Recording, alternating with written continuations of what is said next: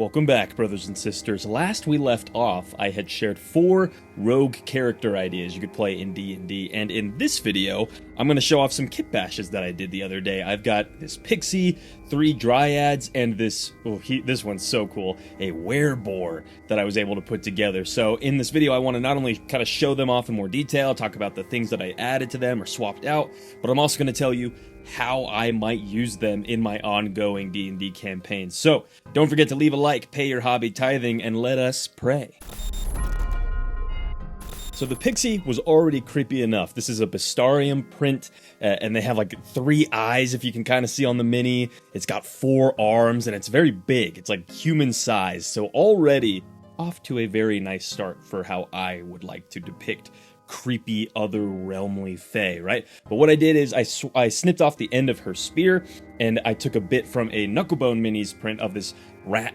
It's like a rat folk man catcher, and it has this actual like man catcher weapon. So I put that on this long spear tip, added a couple little feather bits that I snipped off a random GW kit, and then at her, well, not really her ankles, she has like a weird multi-jointed legs, but kind of along her calf area, I added these little plastic Pixie wings that I cut off of a much smaller Pixie mini, and that is my favorite addition, that little part, because to me it reinforces the maneuverability, the agility of a Pixie as it's flying through the air. It's not just the wings on her back that are carrying around, but she's able to like move her legs and her arms and move in these all kinds of crazy directions like a dragonfly because of those extra little wings down there that are always fluttering around. It's like the not Achilles, who is the Greek god I'm thinking of that has wings on their ankles? Let me know in the comments, I can't remember right now. But also, something that I didn't really think about until I was putting together this little post was like, oh, she's also dragging this bag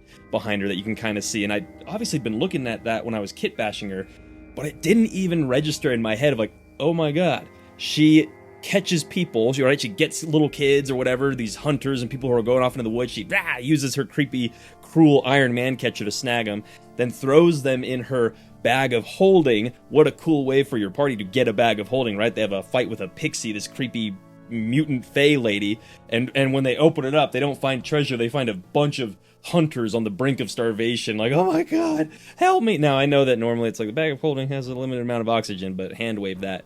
I think that would just be super fun. But then another idea, I was looking at her, she has this lantern she's kind of holding out in front of her.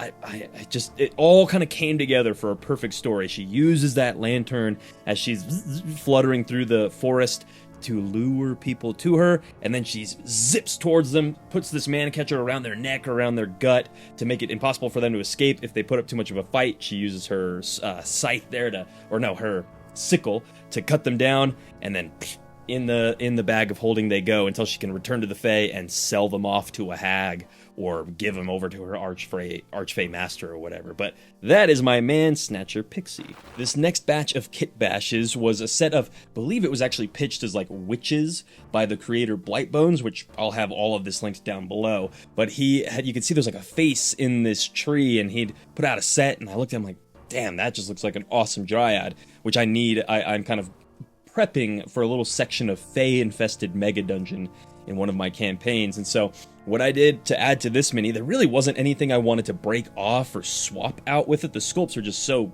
beautiful looking.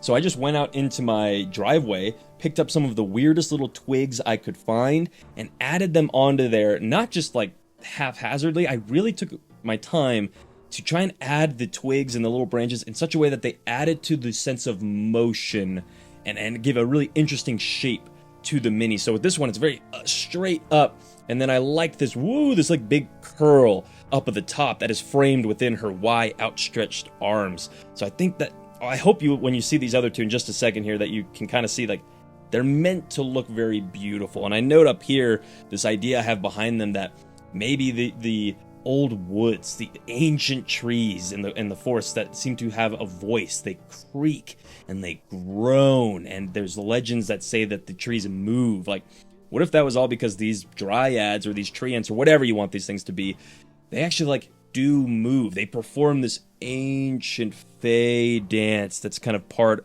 of their migration across the woods, and they hold these poses, these very strange, beautiful dance poses for years or decades at a time as they continue to grow and get older. That probably won't actually be what is part of their lore in the way I'll use them in my campaign, but I just thought that would be a really fun bit of world building for maybe your campaign setting of what are tree ents?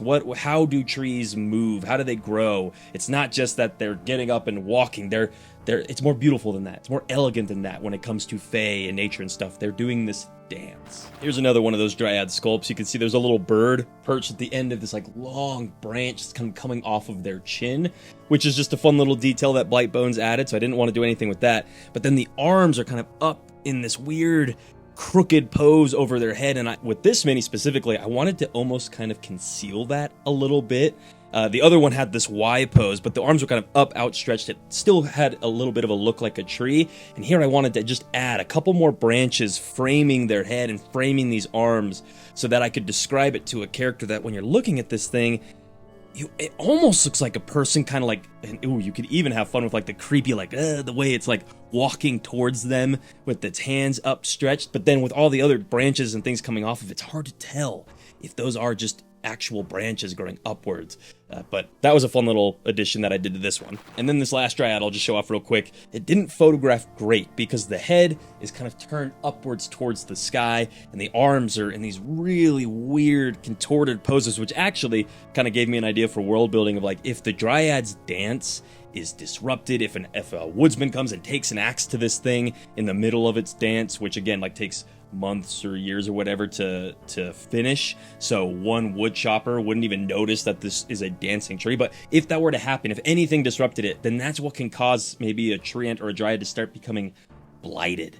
The limbs begin to just grow in these horribly uncomfortable positions, and the groans of the forest become more of a wail as this is suffering and pain as its dance is causing its body to just do these horrible motions, and maybe even in desperation it might shed some of these limbs, and that's what becomes little twig blights or something. Just a random idea there. But all I did with this one, with the placement of the twigs, was I tried to frame their head. But what I really liked about these ones were right up here, some of these little tiny little branches still had a bit of leaf left on them, and it looks odd, right? Like for the scale, it's weird that there's this big flat giant leaf on here, but to me, I just think it looks cool, and I think it adds to the sort of fayness of this vegetation. It doesn't feel like it grew in the mortal realm. It does look like something, it almost looks like sprouting little mushrooms coming up off of it, but it looks like something that would grow in the Fae, which is the whole point, right? And finally, we've got the big boy, my tusked Wereboar, which is cool because I've never had a Wereboar mini, or werebears actually. I've only ever had werewolves, so this was a super easy, cool little kitbash to do at the end. It was just a head swap. The body and the head are both from Vistarium prints. The body is like from a set of alchemists, but this was like meant to be a big alchemy golem warrior kind of guy. You can see where the flesh is exposed. It's like blistering and looks like it's just bursting out of the armor, which is cool. And then the head is actually like literally from a giant boar mini that came with some hunter dude, and I just snapped it off with a big set of pliers. Thankfully, none of the tusks broke, which was kind of a miracle because the head went flying way across the workshop. But then I just green stuffed it on there after I kind of did a triangular saw of the neck joint, and then you can just see there's like a little plastic bit that I found from an old Reaper mini that was not meant to be a collar or anything like that, but it was just the right size and it had some bend to it that I could put it around this guy's neck to kind of frame where I suck at sculpting, so I didn't want to put any effort into like actually sculpting some armor around his neck or whatever. So that was an easy way to cover it up, and it just looks like some extra armor, right? But God, that boar head is so cool. All these huge tusks just growing all over the place coming out of him, and it fits so perfectly too with this big spiked morning star and all these like sun iconography amulet things hanging off of him. So world building lore wise, maybe he was like a paladin or a cleric of an order that worshipped the sun or something like that, which is interesting considering the curse kind of comes out at night in the moon. Oh, this actually makes a lot of sense. They would revere and honor the sun, because so long as the sun is showing,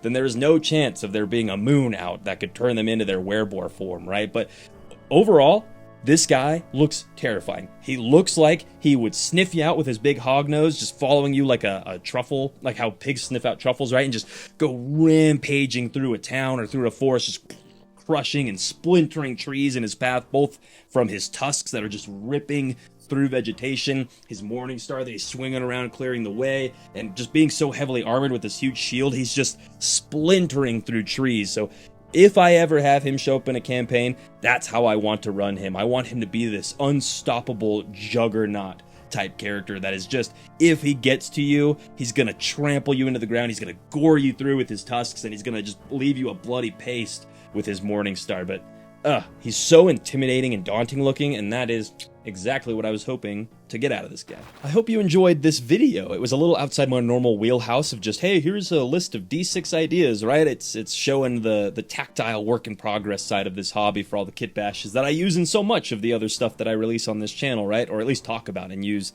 in my Patreon releases. So if you enjoyed it, let me know down in the comments. Let me know if you want to see more like this. I've got plenty of kit bashes I'm always happy to show off to you all. But also, if you want to join our church and get into this RPG hobby, some good ways to do that is go check out my Doom Stronghold Kickstarter, which is for a zine of random tables. This is handmade, by the way. I'm going to make the zine myself, but it's a bunch of random tables to help you generate strongholds to populate in your world. It could even just serve as like a dungeon generator in a way, or even run a campaign all about your characters finding a stronghold and purging it of monsters and transforming it into something that represents their adventuring party. Would be, I mean, what group doesn't love that? We just passed 4K today as I was filming this, so that's really exciting. We hit another stretch goal. That one unlocked a random table. It's like one of the last random tables I'm going to include in this thing, because we're just getting, it's like enough pages that in a paperback zine, I'm like, oh boy, this thing's going to be pretty stuffed. But this is a list of loyal followers who show up at the stronghold and want to basically set up a community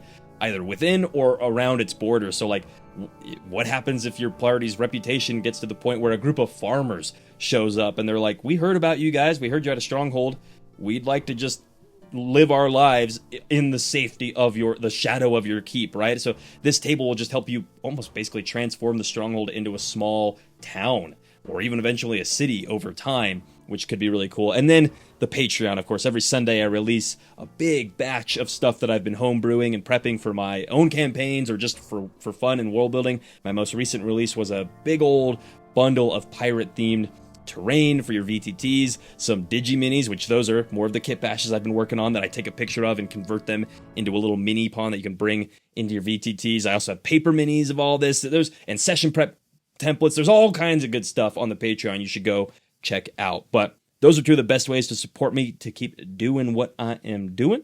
But I appreciate y'all watching. Love y'all. Thank you for your time. And we say these things in their unholy names. Amen.